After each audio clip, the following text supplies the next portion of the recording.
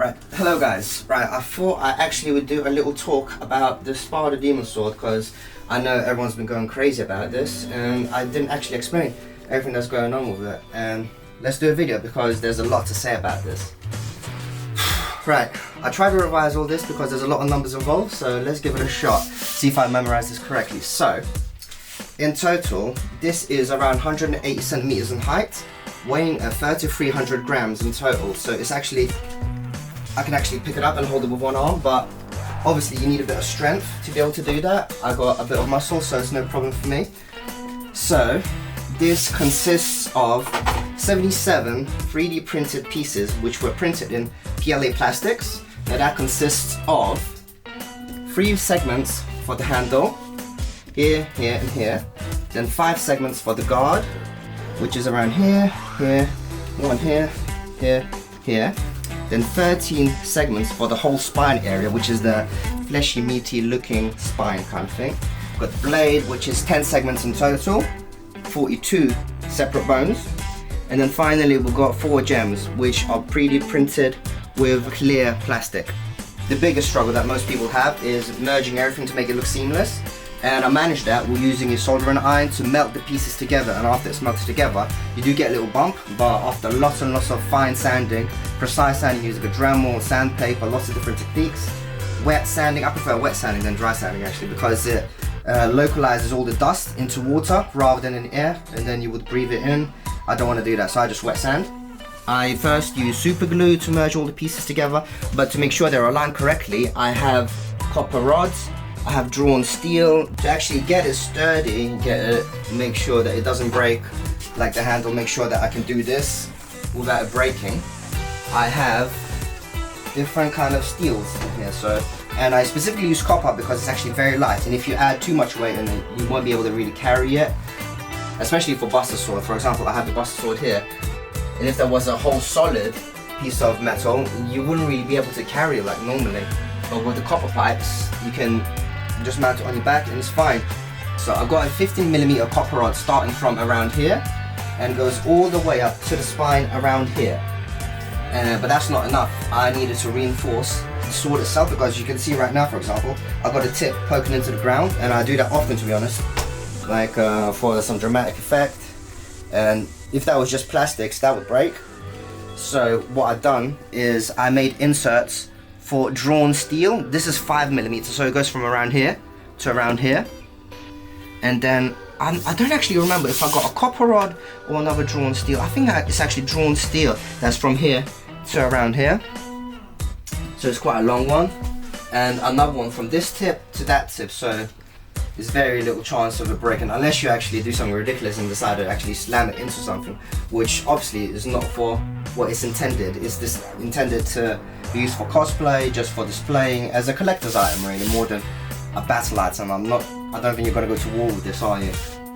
I think one of the biggest jobs that I put into this was actually the sanding process, and that I believe took most of the time because it was just so boring, I think, and it's just so repetitive. It's just a matter of using sandable filler, which I use motor putty. So first I've done around 4 different coats onto the whole thing, then sanding with high grit, around 80 grit, just to get all the details, get all the layer lines out, and just repeat the process. So sand it with 80 grit, fill it up with motor putty, it's a sprayable filler, then go up to a high grit, 120 grit, sand it again, then fill it up with filler, and repeat the process to around 240 grit. And that had to happen through separate segments because the blade wasn't actually joined at that point. So you do them separately, which makes the job feel even longer because the blade inside is actually around that deep, so it's much more to sand actually. Once I've got it sanded to around 240 grit, ready for paint. And again, this is with the blade detached. And for the painting, I use Cosmic Shimmer polishing wax, and that's the thing that I mostly use for the paints, and that just works amazingly. Started off with spray paint, which was Rust-Oleum Black Matte, and I've done very fine layers of that to make sure it cures nicely. So black matte for the base, and then on top I use Cosmic Shimmer, starting with the reds here, that you kind of brush it on in a way. So I didn't really use paintbrushes at all. All I used after No, actually before I move on to the cotton buds, I then went onto the white, which was Cosmic Shimmer as well. Then I used white, it's not actually called white, I think it was called, it was more of a gold that it was called, even though it looks white-ish, silver gold kind of. I think it was called white gold or something. I think it was called white gold, yeah, so for these areas. And for the silver, you can see it's kind of silver, kind of Grey. blue, grey. This is actually charcoal color, and that I used cotton buds, and that was long process. I done all these individually with a cotton bud. So although I could do this probably maybe in a day or two, I don't know how long I spent actually. Yeah, I could do it in a day or two, but I just left it over a period of maybe 2 weeks, just to give myself a sanity check, because I could only do like 1 hour at a time of all these dots. Maybe I'm exaggerating. Maybe I done it in a few days, maybe 4 days or so. Probably not 2 weeks. So yeah, once that was done, the whole spine, I moved on to painting the bones, and the bones was pretty much the exact same technique that I'd done for the spine, which was using Cosmic Shimmer and buffs. Started off again with black matte, then white gold, going with the reds, and then charcoal by the edges. Once those were done, I then done this, which is exactly the same process, Cosmic Shimmer here, and then Cosmic Shimmer there, but obviously different colors, and then glued all the pieces together. Actually, didn't glue them, I used JB Weld resin, and the way I did that is I first soldered, I melted the spine, make some incisions, like holes inside the body, and same with the blade itself. So first of all, I've done a little outline of the sword to make sure I don't make any holes in the sword itself, as in where you can see. I mean, there was holes in the sword, but where it will be concealed by the spine. And once I had all the holes, both in the spine and the blade, I filled those holes up with JB Weld resin. To get that resin working, you mix 2 different parts to make it react to each other, and it will cure almost metal hard over 24 hours. So once the JB Weld was everywhere, along the spine and inside the blade, push it together, and then clean up any excess with cotton bud or anything, or wet wipe for example, and then it cures so hard, like you could not pull this apart. Like if you did try to pull it apart, you'll probably break the plastics if anything, because so I've got holes basically through the sword, holes through the spine, they basically intersect into each other, so there's no way of you ripping it out. Then I applied polyurethane gloss, and that is a very hard compound, so none of the blade is sticky at all. It cures really hard, and it's a very nice protective finish, so that the paint won't come off at all. Very nice. I love the skull. Check the skull out. Feels so cool. So we've got 2 different power sources available. So we've got a DC input here. Over here, I'm not sure if it will focus on that. Is it focusing? Yeah. So here we've got a DC input, and you can see I got a bunch of these on my wall. So I've got DC connectors here. So these are all 12 volts, all powering my props. And then I've got a different solution, which is a portable one.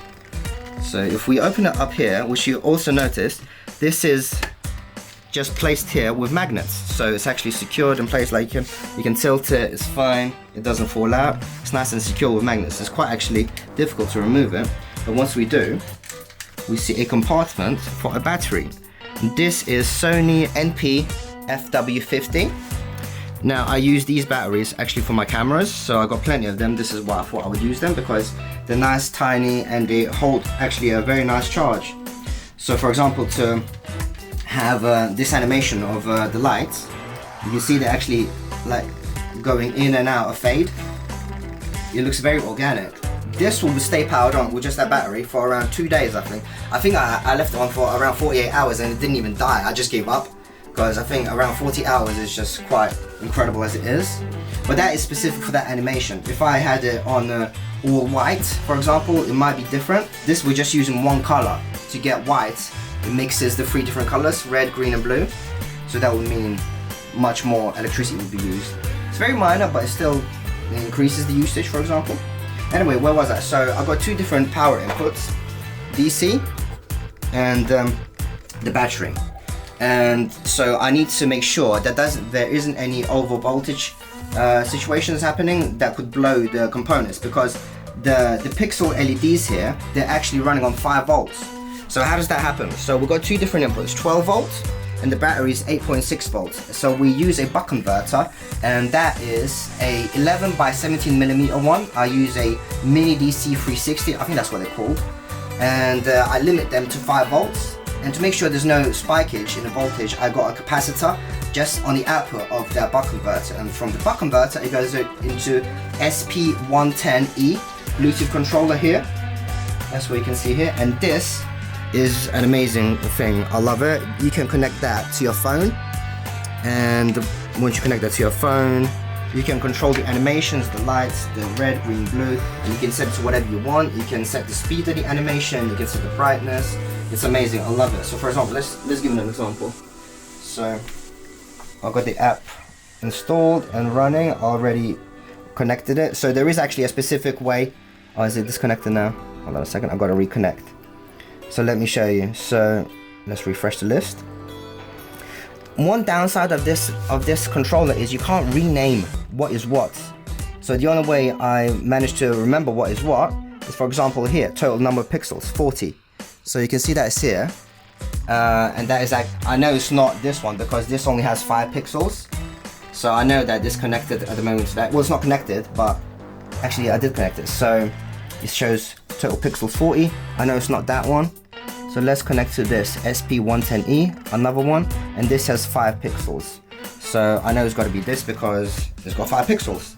And then you got to set the correct combination, GRB SK6812 RGBW. Now GRB means the wiring, I believe, and SK6812 is the code for the pixel strip that I'm using. So enter it, and then you can flick between different animations. See, now we've got green, that's animating, blue, and you can so these numbers are preset animations that pre-programmed into the Bluetooth controller app.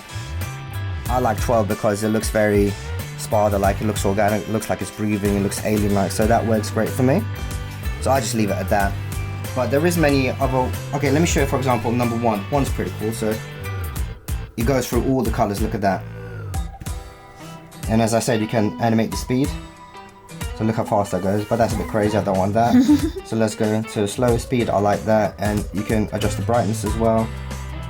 See, very low, very high. So I leave it on the animation 12 because that's my favorite. It looks most organic. So this is a bit tricky to get out. You could use small nail scissors just to get you moving slightly. Grab it by the other end and it'll come out. Be gentle with it. Obviously it's got quite a few wires in there and it reveals the battery, which you can remove by grabbing the sides and pulling it out. You can see the pins for the battery here. Push it in, gently, be gentle, don't force anything. You see the magnets here, magnets are here. Gently put the wires inside. There we go, sits in place. Nice, easy. Okay, so here's the switch. And the DC connector on the other side. Goes in here. Sleepy baby. Look at the sleepy baby.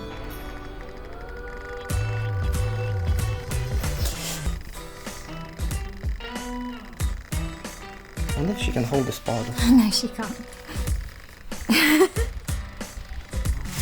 Can she wield it? Turn the skull to face me. That's it, yeah. Hold it there, hold it there. You liked it?